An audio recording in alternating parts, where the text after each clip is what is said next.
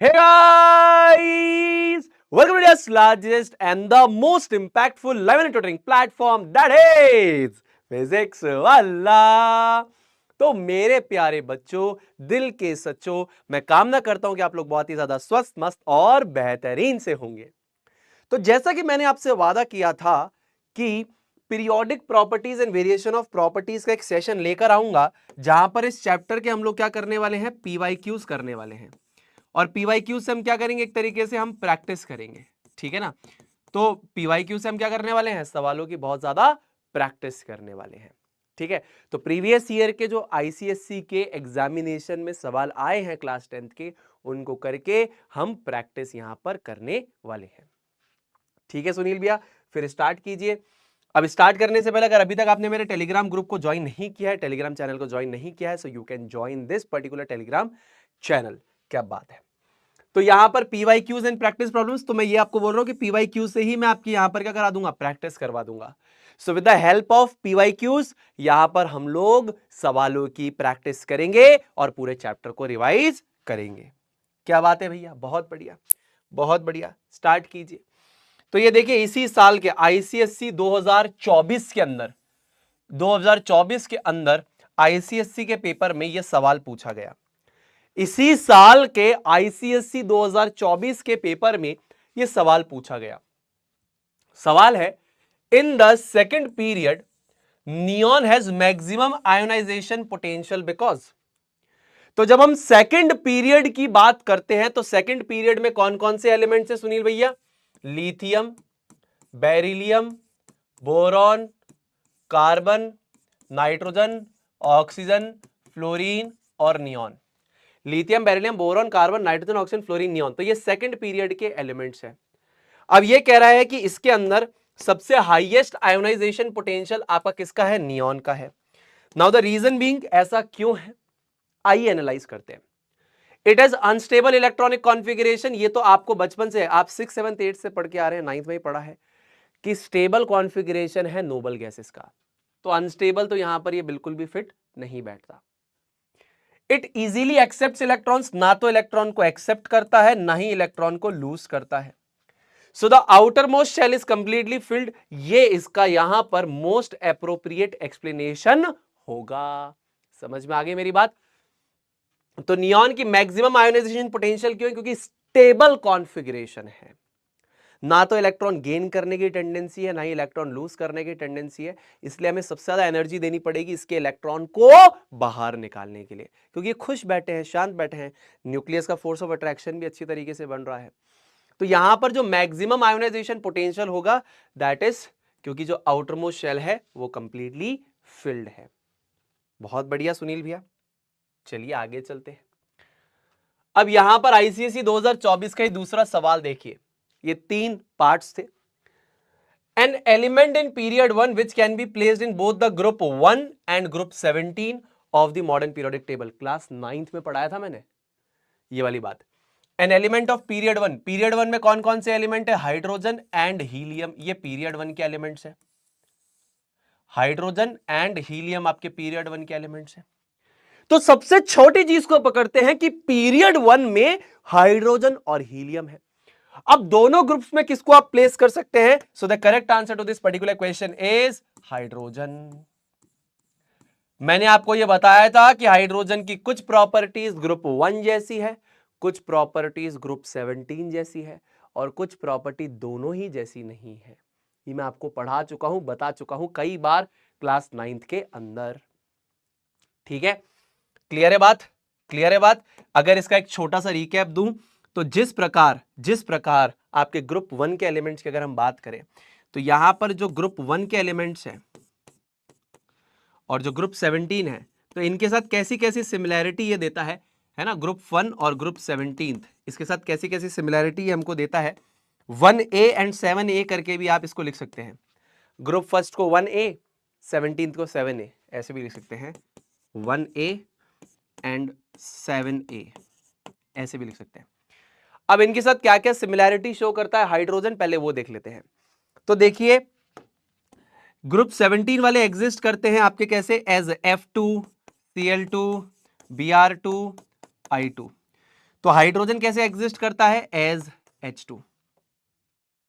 ठीक है, F2Cl2Br2I2, तो ये कैसे एग्जिस्ट करता है? As H2।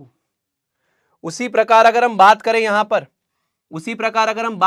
पर, तो जो ग्रुप 17 वाले आपके एलिमेंट्स हैं वो बेसिकली कुछ ऐसे कंपाउंड्स बनाते हैं, CCl4 कोवेलेंट कंपाउंड्स बनाते हैं। तो हाइड्रोजन बोलता है कि भाई साहब मैं पीछे थोड़ी हूं, मैं भी बना लूंगा। तो fluorine, chlorine, bromine, iodine, group 17 वाले ऐसे एग्जिस्ट करते हैं। हाइड्रोजन बोलता है कि मैं भी ऐसे एग्जिस्ट कर सकता हूं। ये बोलते हैं कि भैया ये क्लोरीन बोल रहा है कि मैं कार्बन के साथ कोवेलेंट बॉन्डिंग करूंगा, ये बोल रहा है मैं भी कर लूंगा, क्या दिक्कत है? ये देखो। उसके बाद अगर मैं आपको बोलूं कि ये कुछ इस प्रकार के कंपाउंड्स बनाता है, ध्यान से देखिए, कुछ इस प्रकार के कंपाउंड्स बनाता है।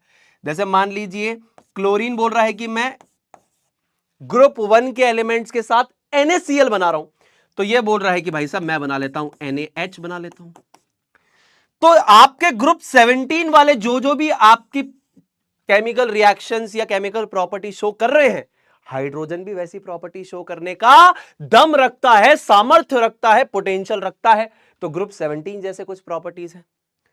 अच्छा, ग्रुप पहले की तरह किस प्रकार की प्रॉपर्टी रखता है? अब ग्रुप पहले वाले बोल रहे हैं कि भाई साहब हम लोग तो बनाते हैं NaCl, है ना, हम लोग बनाते हैं Na2S, Na2O, थोड़ा सा इधर पीछे कर लेते हैं, है ना, ध्यान से देखिए। तो ग्रुप 1 का एलिमेंट है सोडियम, तो ये बोल रहा है NaCl, ये बोल रहा है Na2O, ये बोल रहा है Na2S। तो हाइड्रोजन बोलता है कि भैया मैं पीछे थोड़ी हूं, ये देखो HCl, H2O, H2S, बोलो। तो ये क्या है? ये ग्रुप 1 जैसी प्रॉपर्टीज भी शो कर रहा है। तो ये ग्रुप 1 यानी 1 है, यानी कि एल्कली मेटल्स, ये एल्कली मेटल्स की तरह भी बिहेव करता है, और ये ग्रुप 17 यानी हेलोजेंस की तरह भी आपका बिहेव करता है। ये F2Cl2Br2I2, तो ये H2, ये बोल रहा है कि मैं कार्बन के साथ कोवेलेंट बॉन्ड बनाऊंगा हेलोजन, तो ये बोल रहा है भैया मैं भी बना लूंगा। ये कह रहा है मैं सोडियम के साथ आयोनिक कंपाउंड बनाऊंगा, ये कह रहा है मैं भी बना लूंगा। ये कह रहे हैं कि भैया NaCl, Na2O, Na2S, ये कह रहा है HCl, H2O, H2S। आप जैसा बोलेंगे वो वैसा आपको बना के दिखा देगा।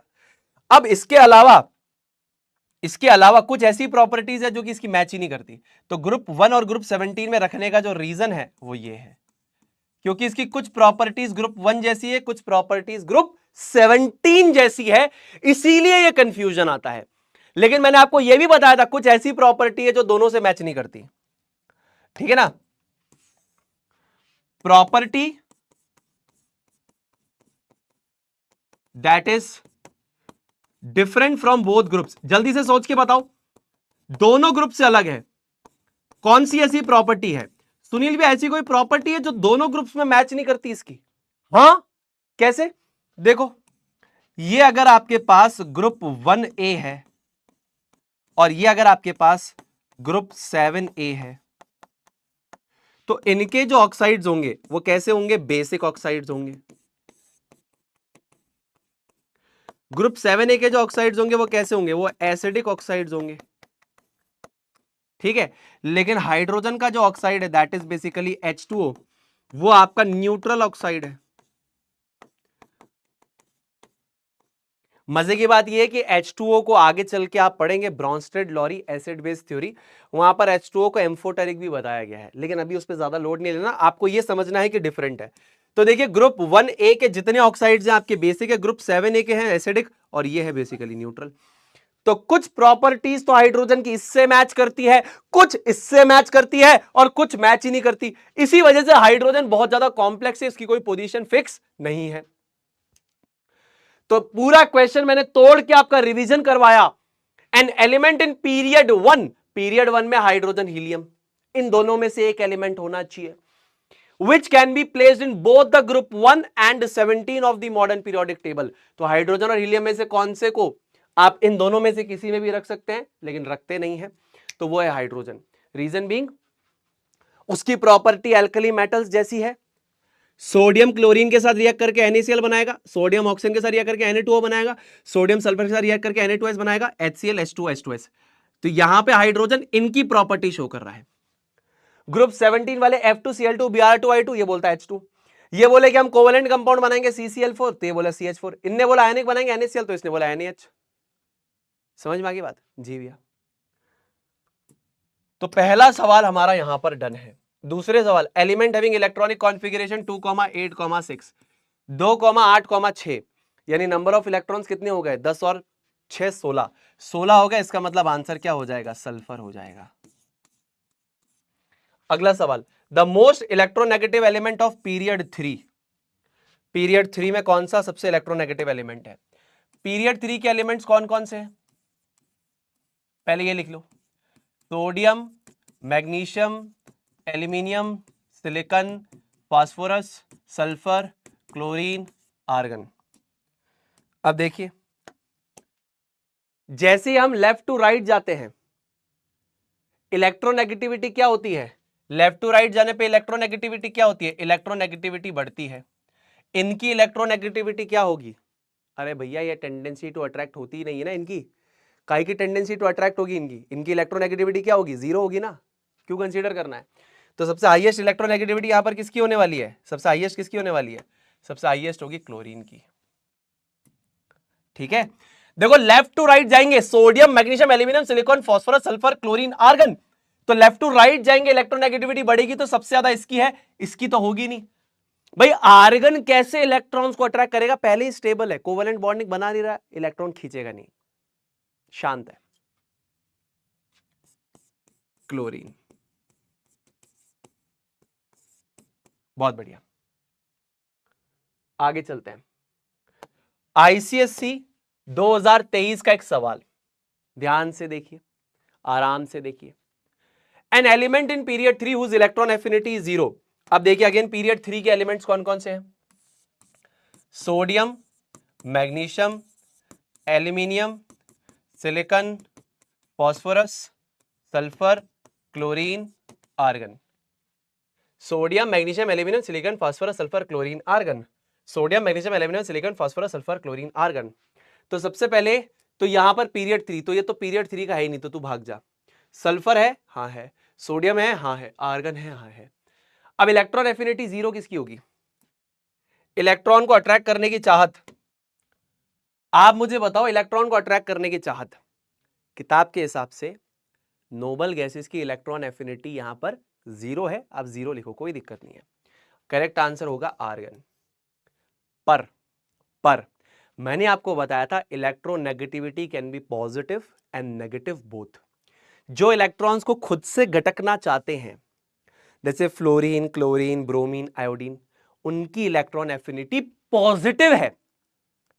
लेकिन कुछ ऐसे एलिमेंट होंगे जिनको हमें जबरदस्ती इलेक्ट्रॉन ठूसना पड़ेगा, उनकी इलेक्ट्रॉन एफिनिटी नेगेटिव है, कुछ वैल्यू होगी उसमें। तो अगर ऐसा बोला जा रहा है कि इसकी बिल्कुल कोई वैल्यू नहीं है, तो ऐसा नहीं होगा। ठीक है, किताब कह रही है electron affinity tendency to attract या टेंडेंसी टू गेन इलेक्ट्रॉन 0 है, तो ठीक है, कोई दिक्कत नहीं है। पर आपको मैंने कंसेप्ट सिखाया है, तो आप इजीली इसका आंसर कर सकते हैं, आर्गन। ठीक है ना बेटा? ठीक है ना बेटा? और वैसे भी ये आपको समझ में आ रहा है कि इलेक्ट्रॉन एफिनिटी लेफ्ट से राइट जाने पे क्या होती है? इलेक्ट्रॉन एफिनिटी लेफ्ट से राइट जाने पे घटती है। तो इलेक्ट्रॉन एफिनिटी लेफ्ट से राइट जाने पे घटेगी, सबसे कम इसकी होगी, इसका आंसर क्या आएगा? आर्गन। चलो, आईसीएसई 2023 का सवाल, largest atomic radius among the following is. इसमें सबसे लार्जेस्ट एटॉमिक रेडियस किसकी होगी? अगर आप यहां पे ध्यान से नोटिस करेंगे, ध्यान से नोटिस करेंगे, तो ये सारे के सारे कहां को बिलोंग कर रहे हैं वो देखिए आप। कार्बन का एटॉमिक नंबर होता है 6, तो कॉन्फ़िगरेशन है 2,4। नाइट्रोजन का है 7, तो कॉन्फ़िगरेशन है 2,5। लिथियम का है एटॉमिक नंबर 3, यानी नंबर ऑफ इलेक्ट्रॉन्स 3, तो 2,1। और बेरिलियम इसका है 4, तो 2,2।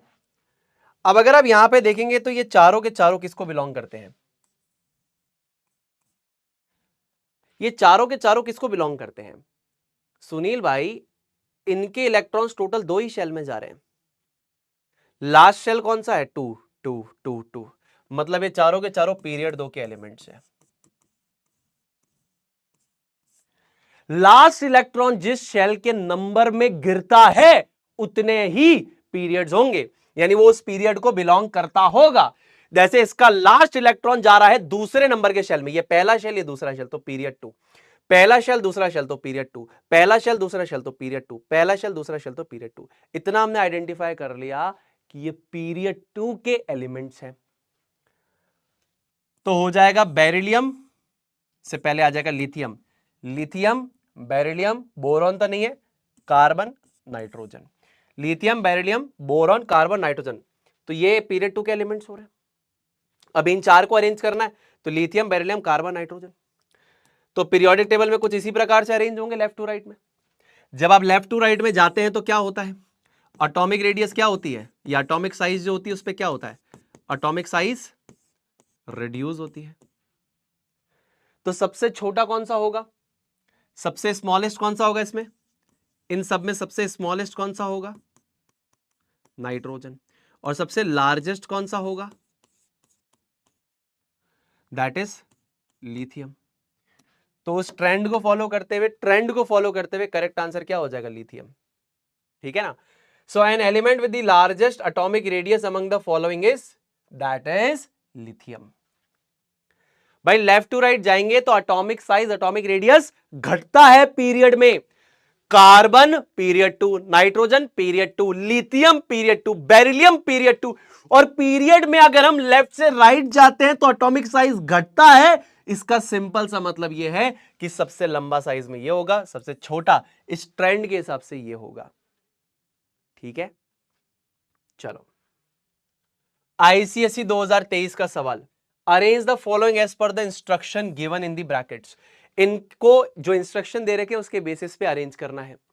तो aluminium potassium magnesium calcium, decreasing order of the reactivity, decreasing order of the reactivity. अब रिएक्टिविटी का मतलब, पहले तो ये बताओ चारों के चारों क्या है, मेटल, चारों के चारों मेटल है।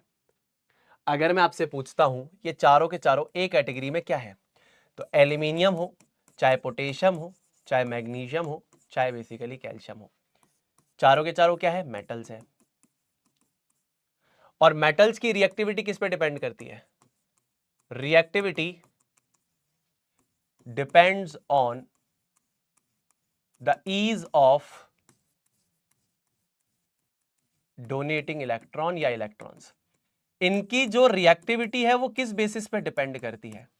अरे भाई ये क्या है, ये मेटल्स हैं, एल्यूमिनियम पोटेशियम मैग्नीशियम कैल्शियम, ये आपके मेटल्स हैं, यानी ये आपके धातु है।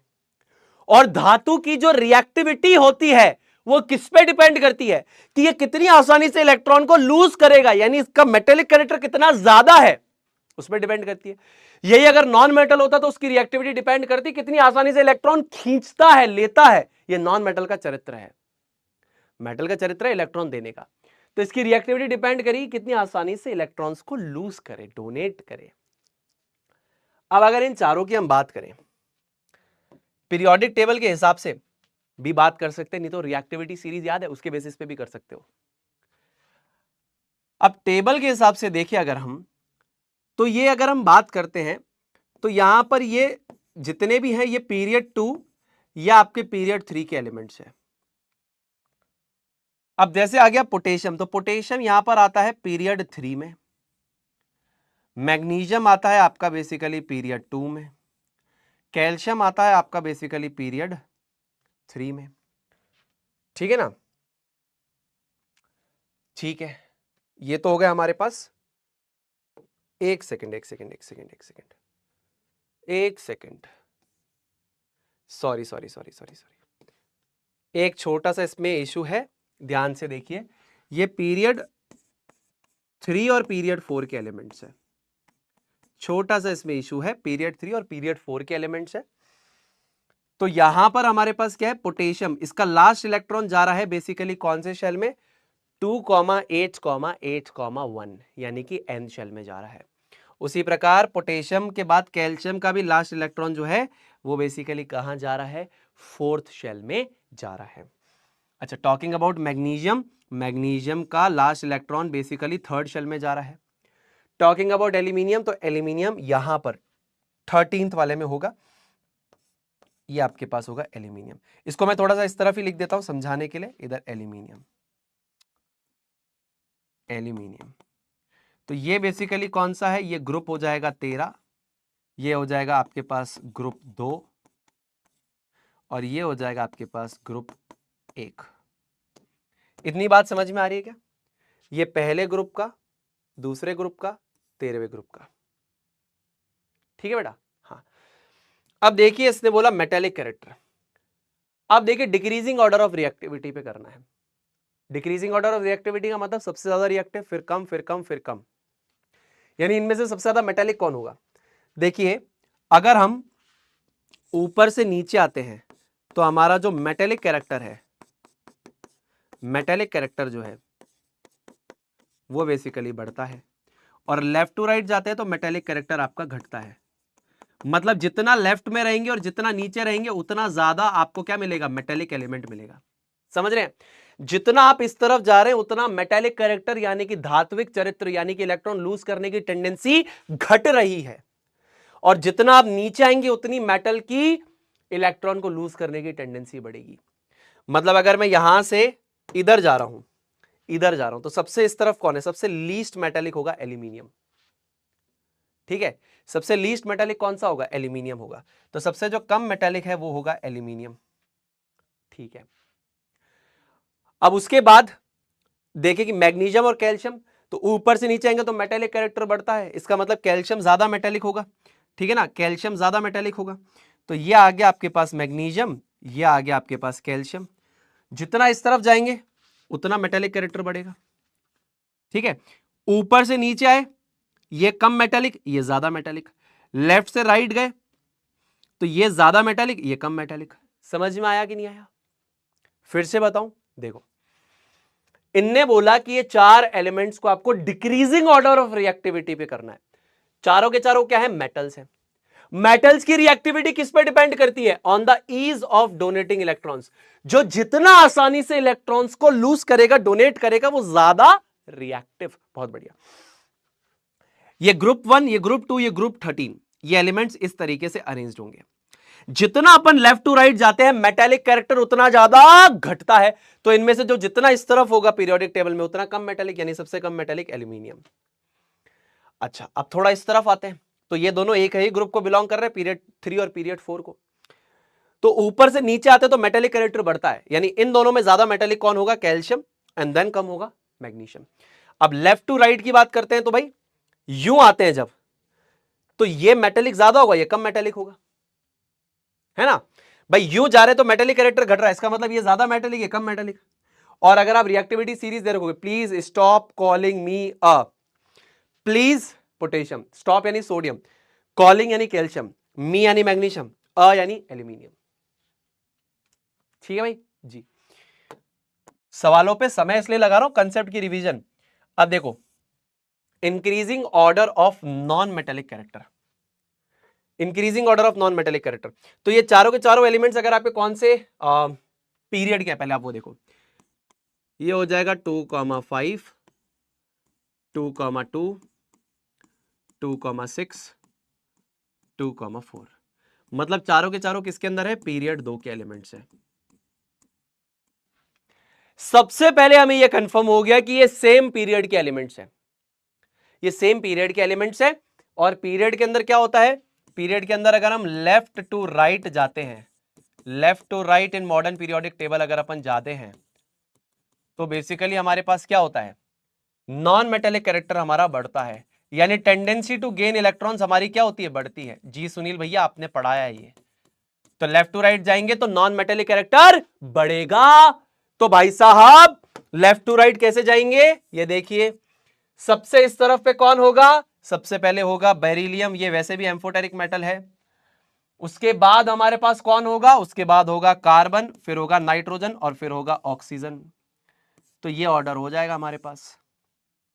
ठीक है ना? Beryllium, carbon, nitrogen, oxygen. थोड़ा अच्छे से लिख देते हैं, ये बेरिलियम, कार्बन, नाइट्रोजन, ऑक्सीजन।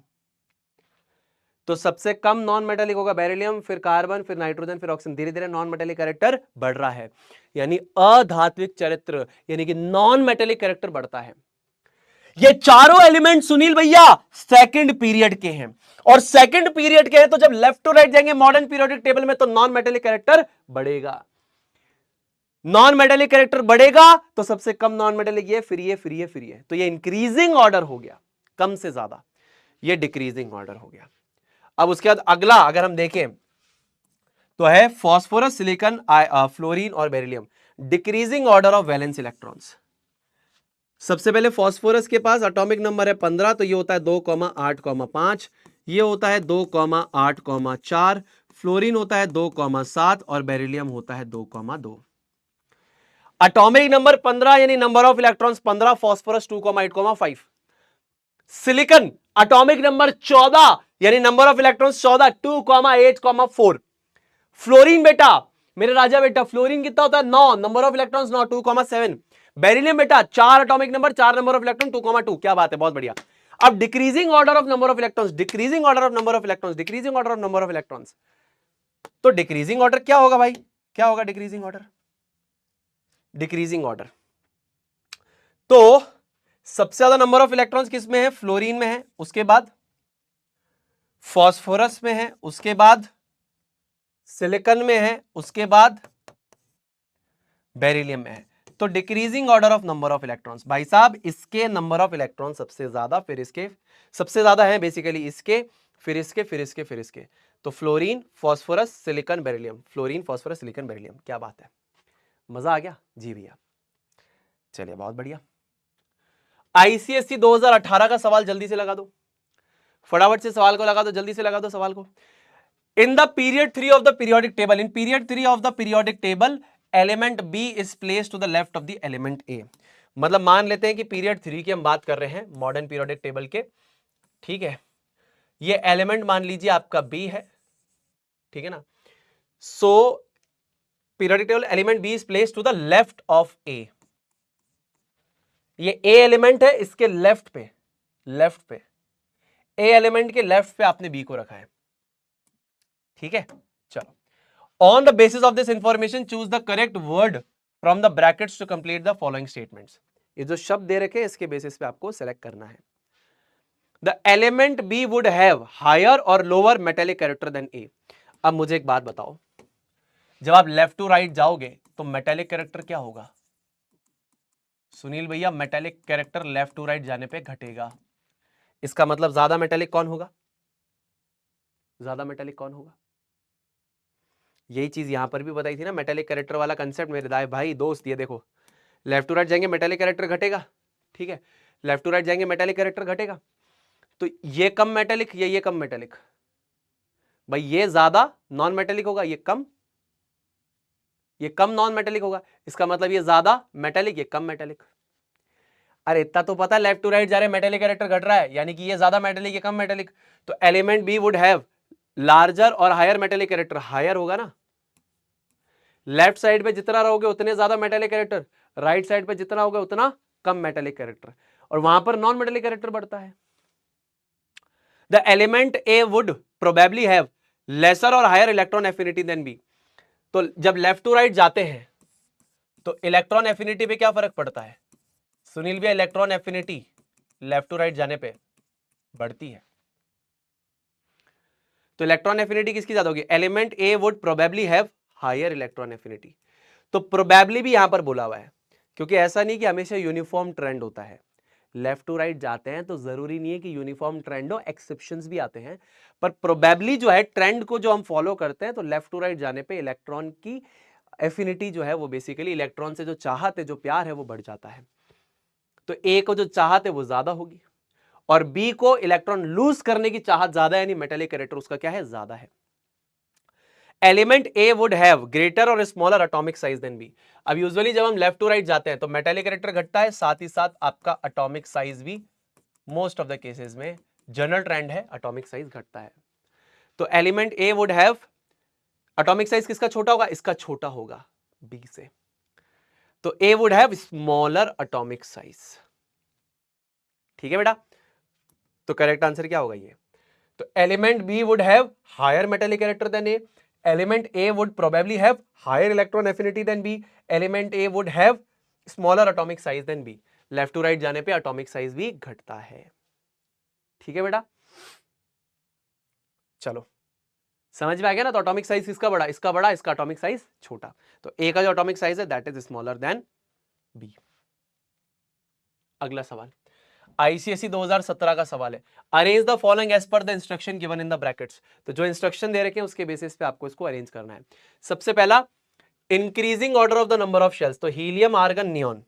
अब देखिए हीलियम, आर्गन और नियॉन। हीलियम का एटॉमिक नंबर कितना होता है? 2, नंबर ऑफ इलेक्ट्रॉन्स 2। आर्गन का होता है 18, 2,8,8। नियॉन का कितना होता है? 2,8। Increasing order of number of shells, इसके अंदर एक शेल होगा, नियॉन में 2 शेल्स होंगे, आर्गन में 3 शेल्स होंगे। हीलियम में 1 शेल, नियॉन में 2 शेल, आर्गन में 3 शेल। बात खत्म, बहुत सरल, डन। दूसरा sodium, lithium, potassium, increasing ionisation energy. Sodium, lithium, potassium, increasing ionisation energy. तो तीनों कहां को बिलोंग करते हैं?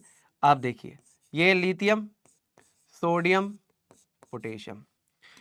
तो जब हम ऊपर से लेकर नीचे आते हैं बेटा, तो आयोनाइजेशन एनर्जी जो होती है या आयोनाइजेशन पोटेंशियल जो होता है वो बढ़ता है कि घटता है?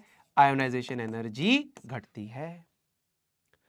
लिथियम, सोडियम, पोटेशियम, ऊपर से अगर हम नीचे आ रहे हैं तो आयोनाइजेशन एनर्जी घटती है। मतलब हमें कम ताकत देनी पड़ेगी, कम एनर्जी देनी पड़ेगी एटम से इलेक्ट्रॉन निकालने में।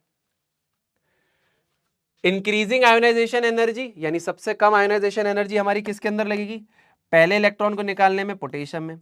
उससे थोड़ी ज्यादा एनर्जी देनी पड़ेगी हमें सोडियम में, और सबसे ज्यादा एनर्जी देनी पड़ेगी इलेक्ट्रॉन निकालने के लिए हमें लिथियम में। याद रहेगा, सबसे आसानी से ये लूज करेगा, फिर ये और फिर ये।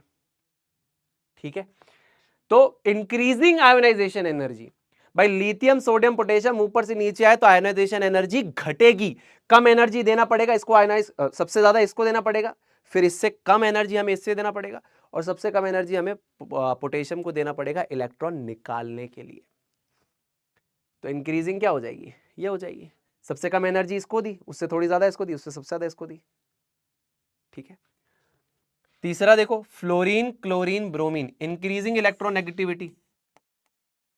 तो देखिए अगर आप ये बात करते हैं, इसकी बात करते हैं, तो देखिए ये फ्लोरीन है, ये क्लोरीन है, ये ब्रोमीन है।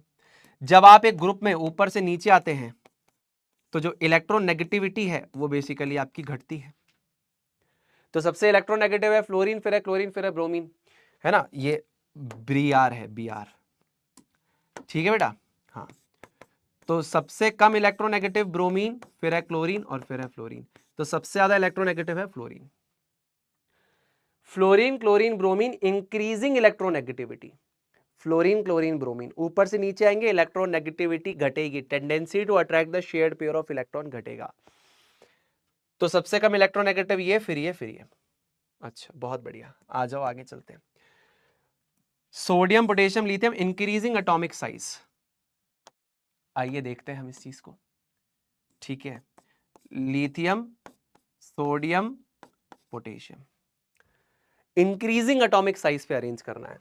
तो देखिए अगर हम ऊपर से लेकर नीचे की तरफ आते हैं तो जो हमारी एटॉमिक साइज है वो बढ़ती है या घटती है? ऊपर से नीचे आते हैं तो हमारी एटॉमिक साइज बढ़ती है या घटती है? सुनील भी, एटॉमिक साइज हमारी बढ़ती है। पढ़ा चुका हूं ना भाई, हाँ। तो सबसे छोटा यहां पर कौन होगा? सबसे छोटा होगा लिथियम, फिर उसके बाद होगा सोडियम, और सबसे बड़ा होगा हमारे पास पोटेशियम। सारे आंसर्स वेरीफाई कर लो मेरे साथ एक बार फटाफट से। देखो, increasing order of number of electron shells, इसके अंदर 1 शेल, इसके अंदर 3 शेल, इसके अंदर 2 शेल। तो पहले हीलियम, फिर नियॉन, फिर आर्गन, हीलियम, फिर नियॉन, फिर argon. Increasing ionisation energy, lithium, sodium, potassium. ऊपर से नीचे आएंगे, आयोनाइजेशन एनर्जी घटेगी, यानी कितना अमाउंट ऑफ एनर्जी देना पड़ रहा है इसके एक इलेक्ट्रॉन को निकालने के लिए? तो सबसे कम एनर्जी पोटेशियम को, उसके बाद सोडियम को, और सबसे ज्यादा एनर्जी देनी पड़ेगी हमें लिथियम को। सबसे कम तो इसको देनी पड़ेगी, उससे ज्यादा सोडियम को देनी पड़ेगी, उससे और ज्यादा लिथियम को देनी पड़ेगी। समझ रहे हो ना? ऊपर से नीचे आने पे घट रही है, मतलब सबसे कम इसको, इससे ज्यादा इसको, और इससे ज्यादा इसको। Fluorine, chlorine, bromine, increasing electronegativity. Fluorine, chlorine, bromine ऊपर से नीचे आएंगे, इलेक्ट्रोनेगेटिविटी घटेगी, तो सबसे कम इसका, फिर क्लोरीन का, सबसे ऊपर आएगा फ्लोरीन का इलेक्ट्रोनेगेटिविटी। इंक्रीजिंग एटॉमिक साइज, ऊपर से नीचे आएंगे, एटॉमिक साइज जो है बेसिकली हमारी बढ़ती है। तो सबसे छोटा लिथियम, फिर सोडियम, फिर पोटेशियम सबसे बड़ा होगा। सबसे छोटा ये होगा, उसके बाद सोडियम बड़ा होगा और पोटेशियम सबसे बड़ा होगा। सबसे छोटा लिथियम, सोडियम उससे बड़ा, पोटेशियम उससे भी बड़ा। ठीक है, चलिए अगला सवाल देखेंगे आईसीएसई 2016 का। तो यहां पर आपको क्या करना है, चूज द वर्ड और phrase from the brackets which correctly completes each of the following statements. ठीक है, बहुत बढ़िया सुनील भैया। The element below sodium in the same group, the element below sodium in the same group, तो sodium के नीचे हमारे पास कौन है, पोटेशियम होता है। Would be expected to have a dash electronegativity, अगर हम ग्रुप में ऊपर से नीचे आते हैं तो हमारी जो इलेक्ट्रोनेगेटिविटी है वो घटती है या बढ़ती है, इलेक्ट्रोनेगेटिविटी ऑब्वियसली हमारी घटती है। तो element below sodium in the same group would be expected to have a dash electronegativity than sodium. तो किसकी इलेक्ट्रोनेगेटिविटी ज्यादा होगी, किसकी ज्यादा होगी, ऑब्वियसली इलेक्ट्रोनेगेटिविटी, दोनों कंपैरिजन करें तो इसकी ज्यादा होगी इसके कंपैरिजन में। तो element below sodium that is potassium, इसकी बेसिकली इलेक्ट्रोनेगेटिविटी और कम होगी, lower. Element below sodium in the same group would be expected to have a lower electronegativity than sodium. And the element above chlorine, element above chlorine that is fluorine would be expected to have a dash ionization potential than chlorine। तो देखिए ionization potential ऊपर से नीचे आते हैं तो basically घटता है। तो ये कह रहा है element above fluorine would be expected to have a dash ionisation energy, यानी जो फ्लोरीन है उसकी आयोनाइजेशन पोटेंशियल क्लोरीन से ज्यादा होगा या कम होगा, ऑब्वियसली आपको फ्लोरीन को ज्यादा एनर्जी देनी पड़ेगी, ठीक है ना, so it would be higher, आपको ज्यादा आयोनाइजेशन पोटेंशियल या ज्यादा आयोनाइजेशन एनर्जी देनी पड़ेगी फ्लोरीन को इलेक्ट्रॉन निकालने के लिए as compare to that of chlorine. On moving from left to right in a given period the number of shells, जब लेफ्ट टू राइट जाएंगे एक पीरियड में तो number of shells remains the same, remains the same.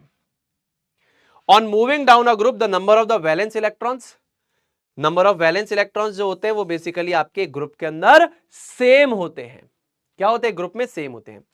अब metals जो होते हैं these are good oxidizing agents और reducing agents, so metals are good reducing agents, metals are good reducing agents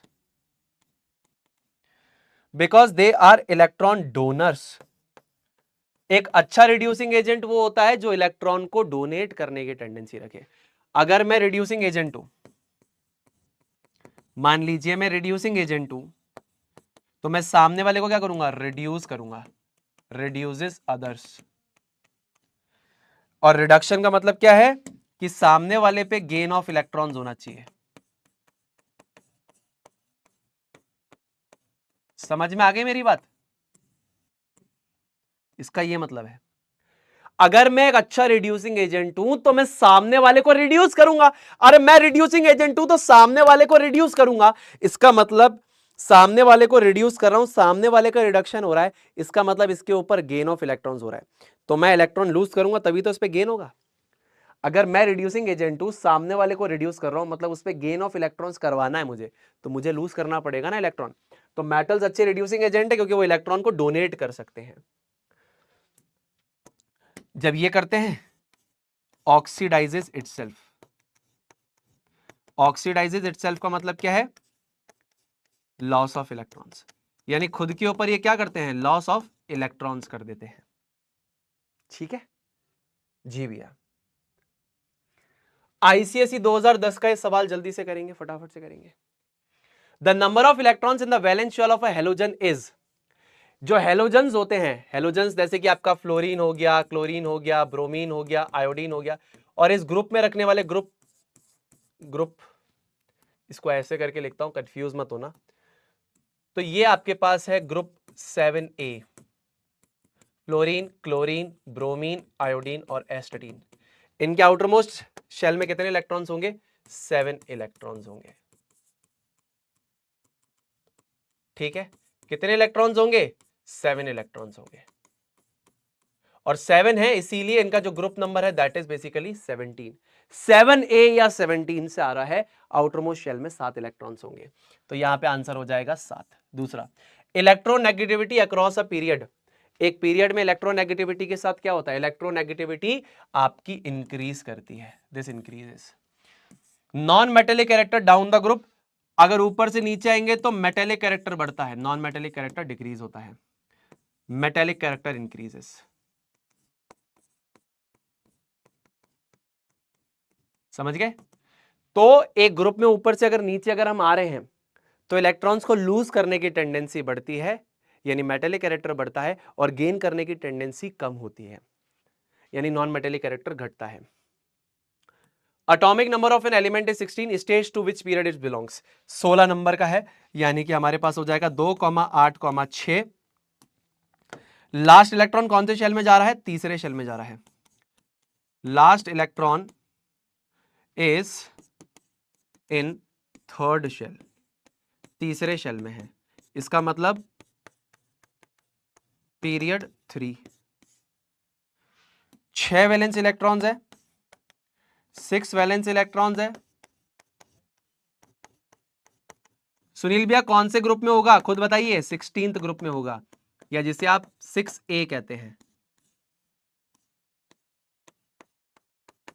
ठीक है, बहुत बढ़िया। तो ये तो हो गया हमारे पास कि किस पीरियड को बिलोंग करता है, वो तो मैंने आपको बता दिया, ग्रुप भी बता दिया। Number of valence electrons in the element, number of valence electrons इसके अंदर कितने हो जाएंगे, 6 वैलेंस इलेक्ट्रॉन्स हो जाएंगे, ये रहे। इज एलिमेंट अ मेटल और non metal, 100% this is a non metal.